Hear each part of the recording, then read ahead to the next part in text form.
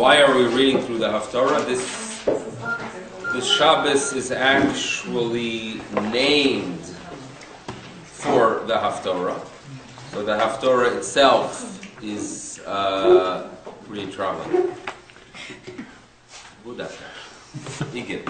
So the Haftarah itself obviously is telling us what the day is about, what the period is about, what we should be focusing on. And the words of the prophet Yeshayahu are significant. So therefore we're going to try to read through it and find his message, how it related to the people in his era, and how it relates to us as well. What you're going to have to realize is, number one, that this first chapter is not his first chapter. In other words, he himself was the prophet that covered a period of 4 kings. Later in the book, we find his first message. The message begins as a young man. So obviously, the visions that are presented here are not recorded in a chronological order, but rather there is a reason the book is introduced with this specific vision. Let's keep that in mind. Number 2. Yeshayahu Hanavi lives in a period, the past 180 years of the first Bet HaMikdash. What's taking place towards the end of his career in the days of Chizkiyahu is that the Assyrians are attacking Jerusalem. And this is after they exile the northern tribes. So there's a tremendous panic in the city of Yerushalayim. There's a great panic. And they turn to him for guidance. He's going to point and note that they are flawed, that there are some problems there that have to be dealt with. They have a righteous king by the name of Chizkiyahu. Society adjusts. They become better people. They reconnect to one another and to God with tzedek and emunah. Emunah being faith in the Almighty. Tzedek, or mishpat we should use, is that there's justice in the society. And therefore they are saved in the days of Chizkiyahu from the Assyrians. But the flaws must probably still remain, because eventually, as we all know, the first temple will be destroyed. Jerusalem during the days of Chizkiyahu goes through a massive expansion. Massive expansion. And according to, again, these are archaeologists, so it's an assumption that they are making, but they have things to prove it. When you visit Ir David, which we all have visited, in south of the Temple Mount, you visit a city, which they call the City of David, which is like a thumb. It's like thumb-like. That's how it appears, right? If you look at the maps, and your guide will point out that it's not a very wide city, but it's a long city. Then, at some point, and this occurs in the days of Chizkiyahu, when there are refugees from the north. The north is conquered. The 10 tribes are exiled. There are many refugees who are able to escape, but they come to Jerusalem. So Jerusalem is expanding, not to the east, but to the west. So that's an area that covers, there's an Arab village there, of course, but as we Har Zion, you've been to Har Zion. Har Zion was an area that was enclosed, not in the beginning of the first temple period, but in around the year 700 before the Common Era, the days of Chizkiyahu. So Yerushalayim expands. Okay, we don't have a map here to present it, but there's an expansion that's taking place. And as a result of the new immigrants, there's a possibility that some values are penetrating into the city itself. When you are dealing with immigration, there are challenges. They can make a contribution to society, there's no question about that, but at the same time, if they come with specific attitudes and values, you have to be aware, right? Every country knows that. I mean, you look at Europe. You can't compare Europe today to Europe 45 years ago due to the immigration. We won't spell out exactly what ethnic groups. We're going to be politically correct. But that's always a concern. Here, too, we have to be mindful of the fact that it's a city where they are coming from the north. And in the north, Avodah Zarah was a little bit, was basically their essence and their core. So there are challenges that are going to be dealt with. And Yeshayahu Hanavi is going to address it. So he is addressing an era that seemed to fix the flaw, but the messages relate to an era 180 years later. Remember, he's a prophet, so he sees that as well. And then we have to figure out if it relates to us in any way, shape, or form in the 21st century. So let's begin with not Yeshayahu's first vision, but the first one recorded and presented to us. Chazon Yeshayahu ben Amos. This is the vision of Yeshayah, the son of Amos. Asher chaza al Yehuda v'Yerushalayim, which he saw concerning Yehuda and Jerusalem. Now we know very well that he had visions about other nations as well. So obviously this is not an introduction to the book, because in the book there are other visions to other groups, but rather it's an introduction to this specific chapter. Okay? And who are the kings that reigned during his period? Biyamei, Uziyahu, Yotam, Achaz, Yechizkiyahu, which were the kings of Yehuda. So King Yechizkiyahu we know of very well. He's a righteous king. Uziyahu had his own personal plagues. So these are kings that besides Chizkiyahu are not the most righteous, but Chizkiyahu is considered from the greatest. And he begins with the fact that the Jewish people have a very unique role, and there are witnesses to their role. Who are the witnesses? If you remember in Parshat Ha'azinu, Hashamayim, the Tishma, Ha'aretz. It is heaven and earth are a testimony that we have a unique role, and therefore in verse 2 he cries out and he says, listen, hear O heaven, Shimu Shamayim, Vehazini Eretz, and tune in, give ear earth, Ki Hashem Diber. This is a statement, and the statements that obligate us to behave in a specific way are not statements that are man-made. These are not statements that are based on ethics, that today we view it as acceptable and tomorrow will be viewed as unacceptable. Right? Attitudes change.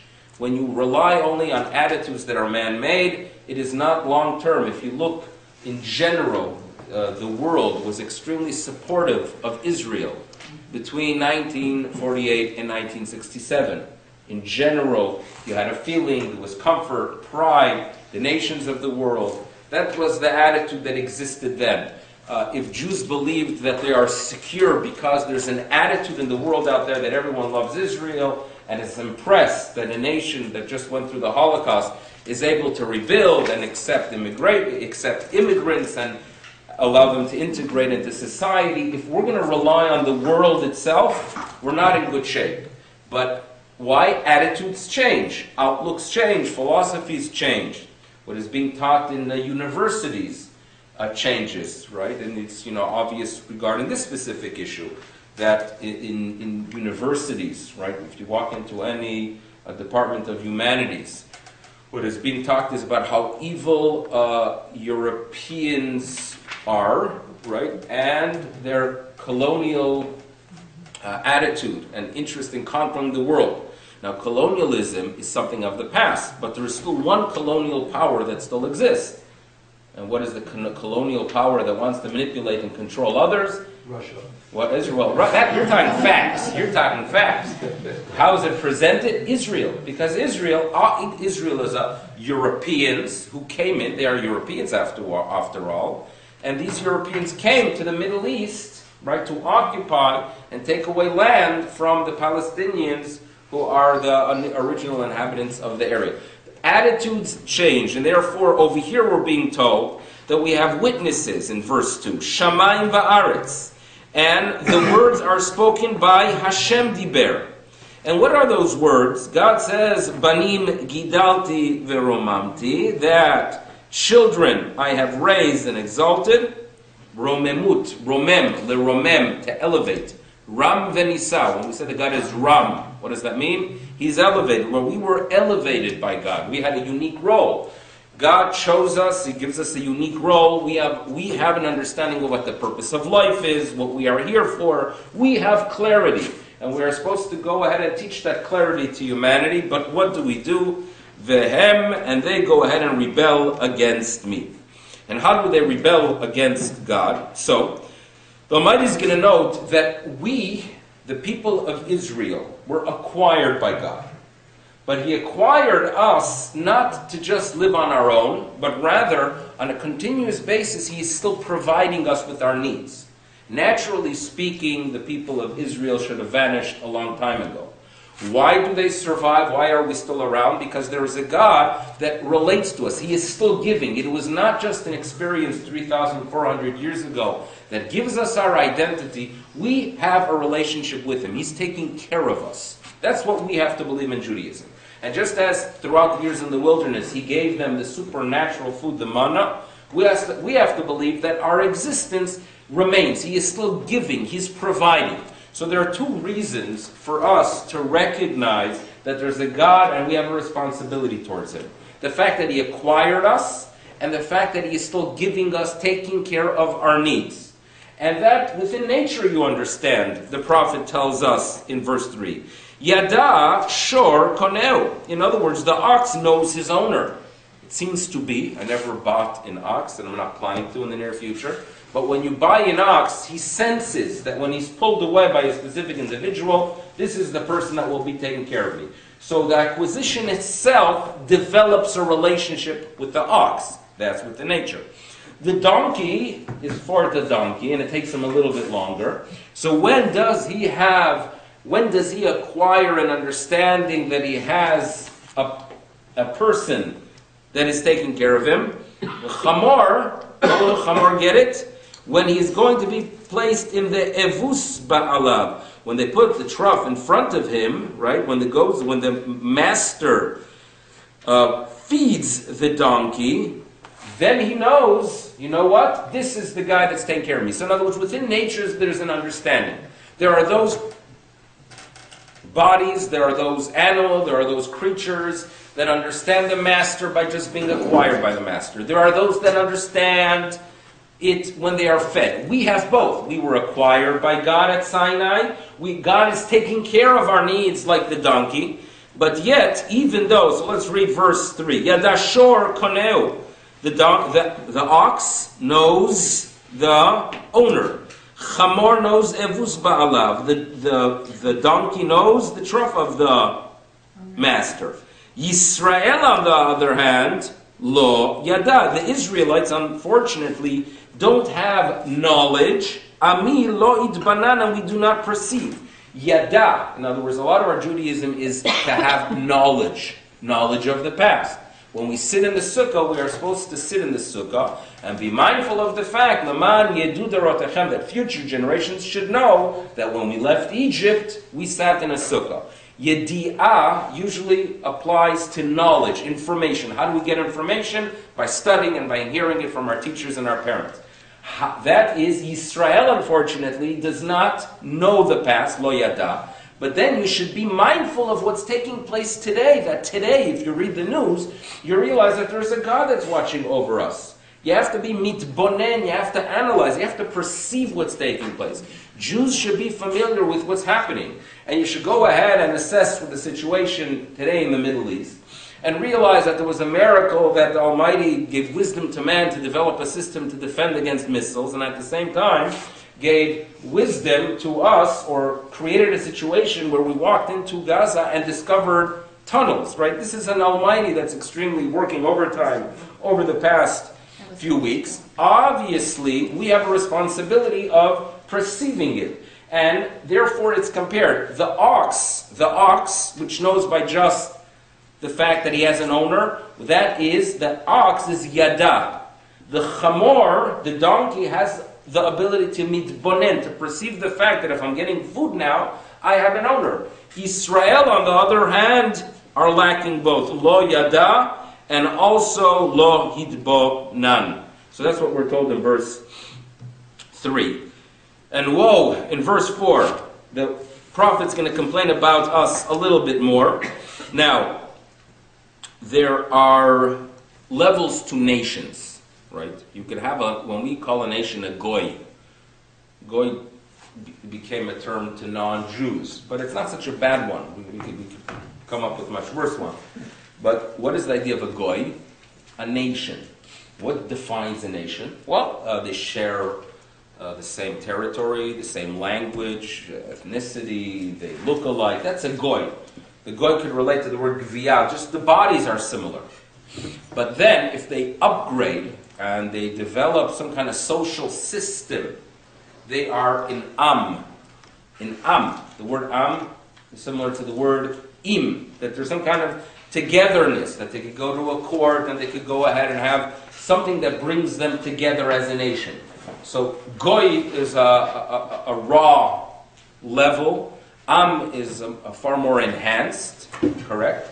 And we, Klal Yisrael, have the fact that we are zera, that we are the seed, that we are descendants of beloved individuals, the avot and the imaot. And God feels that we are even like children. We are like banim. Okay, so there are the 4 levels you have to be mindful of. There is the goy, there is an am. We are zera Yisrael, but we're also even children. It's not just, there are times that you meet someone and they'll be impressed with you because you're a grandson of someone. Right? This weekend we had someone that was stuck here, because they were flying back to Israel with the Lufthansa flight. You met the individual? They were supposed to fly with the Lufthansa flight last week. They got stuck and they stayed. He was a nice individual from Israel. So he comes over to me after Shabbos and he notes that you should know that I was born in Uruguay. I was born in Uruguay. I have your report about Uruguay, which I'll have to give you an update at some point, how I have it. Years ago. So he was from Uruguay, and he said, I knew of your grandfather very much. In other words, you say Uruguay, they'll know of my grandfather. So he treated me with, he was a little bit excited due to the fact that I am a zera, that I am a descendant of a Uruguayan rabbi. But then you can meet someone that really feels that you are like a child. So remember those stages. Am Yisrael, by the way, whenever we are defined as an am, it's problematic. Because if we feel that we could relate to one another and develop a system that unifies us, without the word Israel, we're asking for trouble. It means if Jewish unity is based not on Jewish values, but on the fact that we have good comedians, the fact that we happen to all like fatty food, whatever it is that you come up with, if you are going to yank the Israel out of Am Yisrael, and identify Jews as an am, it's a problem. And throughout Torah, whenever you are going to see the people of Israel labeled as an am, is trouble. Vayu ha'am kemitonenim. It didn't say am Yisrael, we're in trouble. Why? Our only identity, and the only thing that will bond us, is the Israel, if we are linked to our past. So that's an important message, but the term am means a nation that has something that binds them. And here, let's turn to verse 4. Verse 4. Verse 4 says, Hoi, comes the prophet, and he cries out that we are, number 1, a goy chotem. We are, as a nation, a goy, we are sinners, right? We are sinful.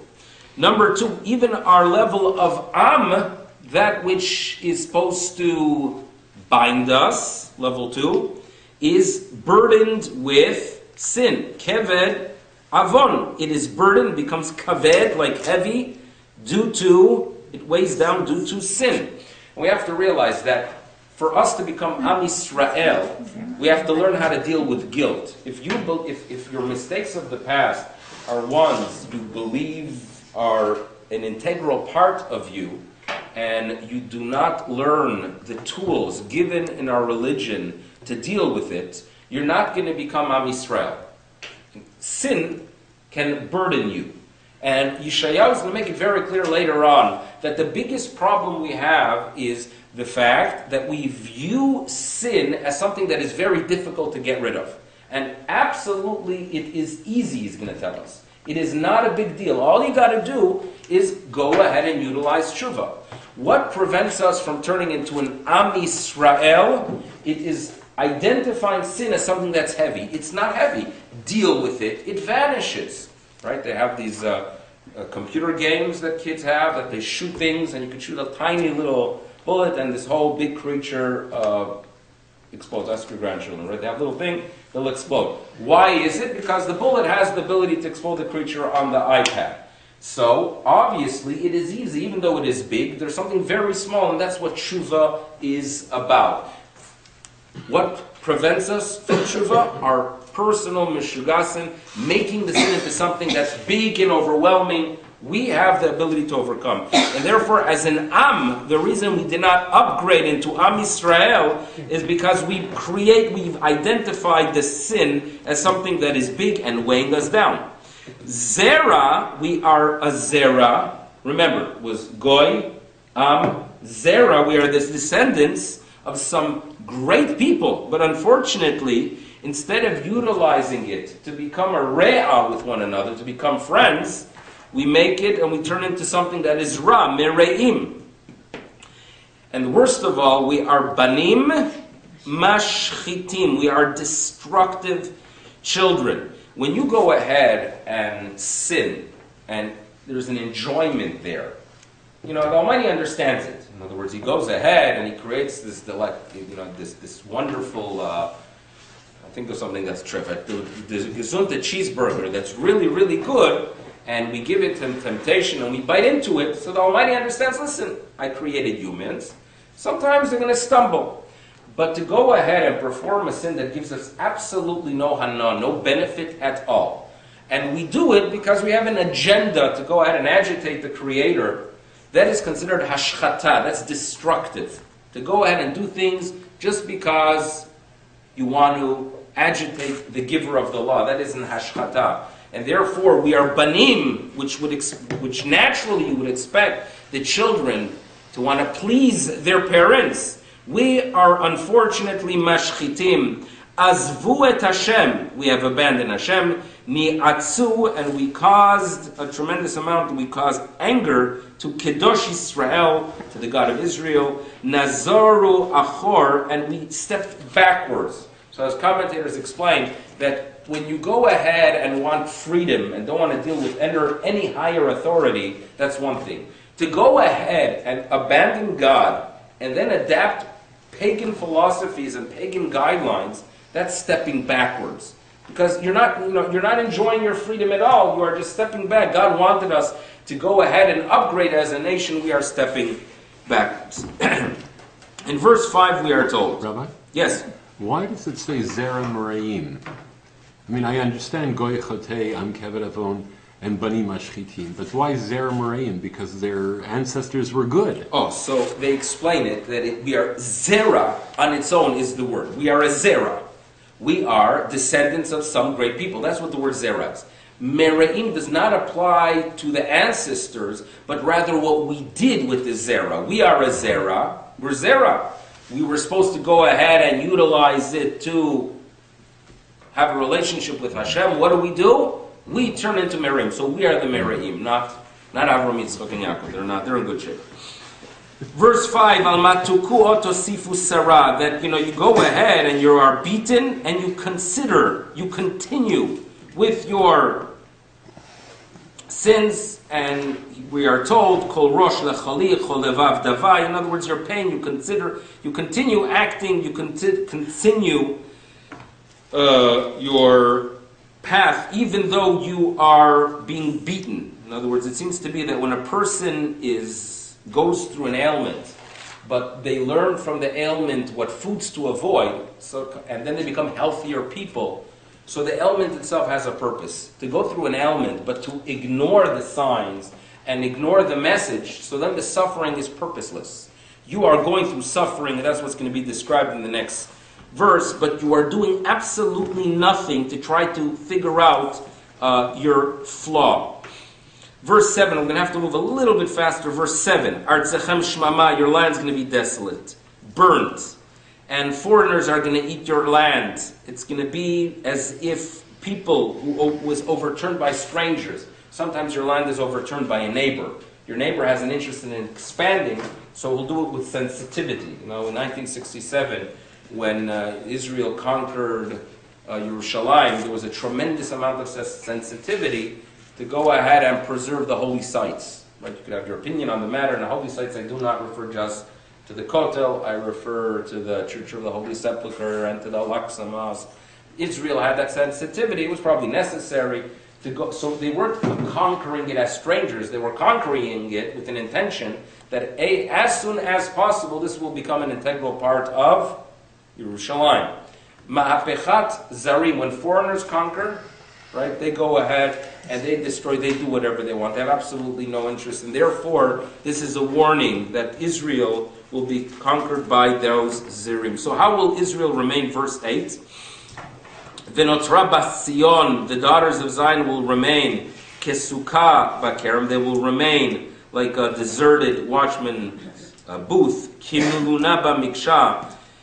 It seems to be that when you are a watchman in a vineyard, you stay there day and night. When you are watching mikshaot, when you are watching, I think it's like zucchini or gourds, you only watch it at night.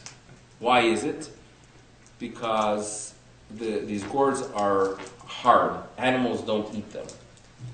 Who are you concerned? Why do you need a guard? From ganovim, from thief. The thieves come at night. So the first thing described in the verse, the first metaphor to the condition of the Israelites is a sukkah bakarem, like a shed in a vineyard, which you are there alone, but you're there day and night. But the situation can deteriorate where you have no confidence of being there during the day. You are afraid to be there during the day. You're only going to be able to be there at night. During the day, you're going to be hiding in caves. There were caves. This is something that they found in Eretz Yisrael, many of them. And I don't mean tunnels. I mean caves. That they found caves where the Jews had to hide from the Babylonians, from the Assyrians, from the Romans, from the Greeks. So during the day, they would hide in caves, and then they would come back to the town to go out and collect a few items for survival only at night. So you will turn, your condition, Bat Sion, daughters of Zion, will turn into those watching the gourds, which you're only there at night. Eventually, you're going to be stuck in your city. You're going to be like a city under siege. Okay. Verse 12, a little bit, or verse 11, God cries out, Lama li rov zivchachem. Now this is really one of the key points he wants to make in verse 11. Why do I need all your sacrifice, Yomar Hashem? I'm satiated, I don't need them. And this seemed to be the big problem that existed in that period. The Torah was given by Moshe. The Torah teaches us to bring korbanot. Now, in Jewish tradition, we value people over books. In Jewish tradition, the ideal way of study is not with a book in front of you, especially the oral tradition, but rather the ideal way is to have a teacher teaching the student. Why is that the ideal? And why do we view the recording of the oral tradition as that which is necessary but far from ideal? So it works as follows. If you study from a book, if your Judaism is based on a book, odds are you're going to do something wrong. In other words, you study a book, and the text tells you that it is considered ideal to go ahead and avoid a specific mixture of goods because there's a dispute among the poskim if you should use it or not, and therefore avoid it. Fine? So the book says you should avoid it. So the next day, you get invited to your in-laws, and that specific item is served, and you are committed to the book, right? So you're going to make you're going to bang on the table, and know that no one should be eating this mixture, because I read in a book that it is problematic. And you cause a major fight, agitation, aggravation. These things, by the way, can last for years. People remember these things, right? The good things you get from others, you forget. That a situation like that, you could, and big to do. Why? The problem was you learned it from a book. If, on the other hand, you would have been sitting by a teacher, and the teacher would know, listen, there is such a practice. If you are on a high spiritual level, perhaps you could adapt it, but it's not the core of our Judaism. The core of our Judaism is peace. So if you go to your in-laws and they put a piece of chazor, you have no choice. You have to say no and apologize, or you make a decision how to deal with it. But when it comes to such an ingredient, to such a type of bread, of tuna fish, whatever it is, You have to understand the priorities of Judaism. So when you have a living teacher, you understand how to balance your Judaism. And Judaism always wanted us to have real teachers. Gadol, Shimusha, Yoter Milimudat, to go out and spend time with the great person and see how they are sensitive and well balanced. Preserve a relationship with God, but at the same time do well with their social interactions. That is what Judaism wants. And therefore we need prophets. We need prophets to guide the people, right? To go a little bit of a mid-course adjustment. And Judaism needed a mid-course adjustment during the First Temple period. Why is it? Moshe Rabbeinu talks about korbanot. It seems to be korbanot achieve something in the spiritual realm. Beautiful. But what Moshe Rabbeinu wanted was that people should come to a central location to bring their korbanot. That central location is Jerusalem. Jerusalem should be settled with righteous people who understand what justice is about, what righteousness is about. So therefore, when you bring the korban, you are inspired by righteous people, and you leave after the holiday season, and you come home to build a better society, because you saw the righteous Kohanim and the righteous scholars and the righteous members of the Sanhedrin. That's what Judaism wanted. What did it turn into? The korbanot became a pagan practice, meaning Jews did whatever they wanted. In some cases, they worshipped foreign avodah zarah. At times, when it came to the marketplace, they were cheating one another. Now, there's guilt. We have to deal with guilt. So you know how you deal with guilt? Bring a korban. Mission accomplished. You bring a korban, I don't feel guilty anymore, right? I put a red string. In other words, I can do whatever I want as a Jew. But if I have a red string around my wrist, I'm a good Jew. Or you could go ahead and do whatever you want in the marketplace, and then you go ahead and put a coin in the tzedakah box and say, God of Meir Balanes, answer my prayers, and you believe that you're a righteous person. That's not the Judaism that God wants. He wants us to bring korbanot, but He wants us to realize that it is to learn how to live as humans. And therefore, what God is crying out, and what He's telling us here, if you look at the last words in verse 12, that, you come to the temple with absolutely no intention to learn anything. You only do it as a pagan practice to satisfy this God and then move back to your wonderful life. I have no interest, mi bikesh zot mi etchem remos chatzerai. Whoever asked you to go ahead and trample my courtyards? You're trampling my courtyards. You're not honoring me with this visit. So therefore I view it as parents who just put in white carpeting and the grandchildren come with muddy shoes. That's how I view it, right? It's not necessary. It's not necessary at all. That's what we are being told. Now, he tells them what you have to do in verse, by the way, he's going to give us in verse 16 some guidance here. Verse 16 is, listen, Klal Yisrael, Rachatzu hizaku, go ahead, wash yourself, purify yourself, remove the evil of your doings. Go ahead and do so. And if you do so, we can redevelop our relationship. And in verse 18 he says, listen, if you do that, your sins, even if they are as red as the scarlet, they will be whitened like snow. It's easy. Just go ahead and do tshuva. That's what he wants from us. Now, turn to verse 21. And we always read out this word, verse 21. Echa hayta lezona. How is it that she became like a harlot? Who? A kiryah, a city, which was ne'emana. It was a city which mileti mishpat, that was full of justice. And now suddenly it's miratzchim. It's a city that is full of murderers. So the way the Malbim, the 19th century commentator, reads it is as follows. The word eicha, how, is a shock as to how fast did it deteriorate. How is it possible that last time I was here, it seemed like a righteous city, and now it's completely corrupt? How did it happen overnight? And the prophet is going to respond in verse 22 that you should know. Now, by the way, there are two problems that we have as a nation. One is that we are not fulfilling our responsibility to HaKadosh Baruch Hu. It is lacking emunah, and therefore he cries out that it was in the past a kiryah ne'emana. We were faithful to God, and now we are not faithful, as the harlot is not faithful to her husband. Number two, God demands our social interactions to be proper, and that is mishpat. In the past, the city had mishpat. Now, what's happening? They are full of miratzchim, murderers. And in verse 22, we are told that it is the byproduct of us not being faithful on a very low level. In other words, if in the marketplace, society allows people to go ahead and pump their gas and be told that they have filled 45 liters in their tank, but really it was adjusted and they only filled 38, right?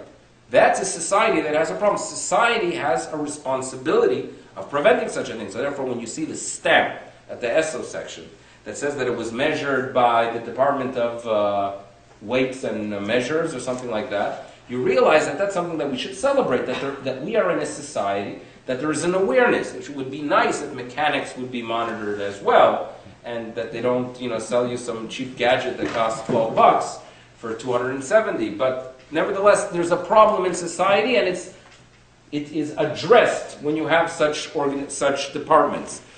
Klal Yisrael was lacking that. So they were lacking a ne'emanut, faithfulness towards God, and they were lacking mishpat. And it is all the byproduct of kaspech, that when you would go ahead and sell silver, it was watered down. It was not pure. When you went ahead and you sold wine, it was mixed with water. So that's how it all begins. It all begins when you no longer have faith in the Creator, and you believe that the money you earn is as a result of the effort you put into it.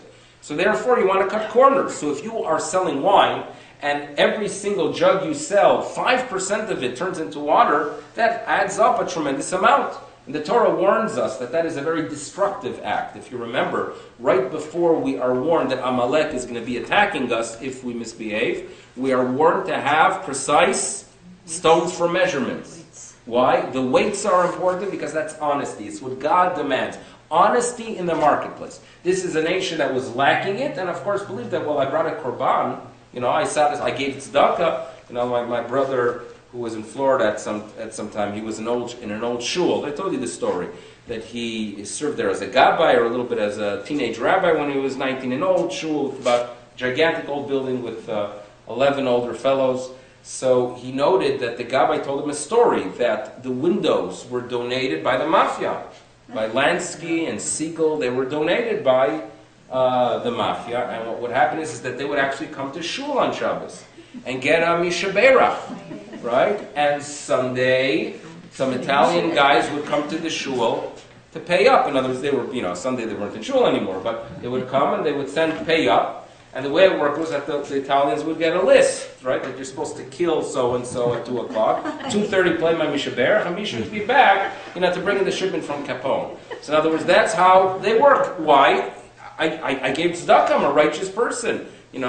That forgives all. And that's the problem. Verse 22, they are corrupt.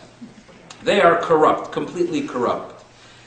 So God says, you should know, I'm going to go ahead and purify it. Just to move on to verse 26, that the day will come, says the Almighty. I will return the judges, Vashiva Shaftach Kavarishana. Righteous judges are going to return as in earlier times. V'yotzayach Kivatechila, and counselors like at first. And then you are going to be known as Ir Hatzedek, Kirya Nemana. So there are two things we're going to be identified. There are two things that really make us a nation we can be proud of. If we have tzedek and emunah. Tzedek is righteousness between one another, sensitive towards one another, honesty in the marketplace towards one another. That is tzedek, ben adam lechavero. But Judaism cannot survive with only tzedek. Judaism needs a faith to connect to Hashem, which is emunah. So therefore, we're going to be an ear of tzedek and a kiryah of ne'emana, of emunah.